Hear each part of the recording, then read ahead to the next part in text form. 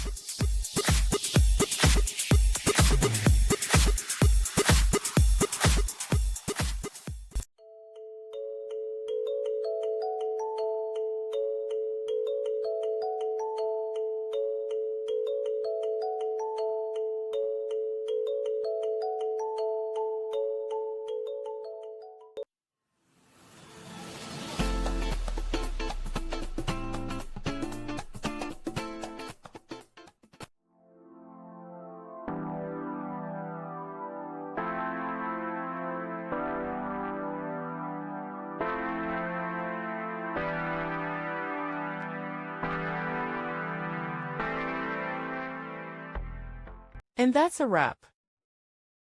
I hope you found the answer you were looking for. If you did, take a second to hit that subscribe button. It really helps out. And let me know in the comments which solution worked best for you. See you next time in the debug zone.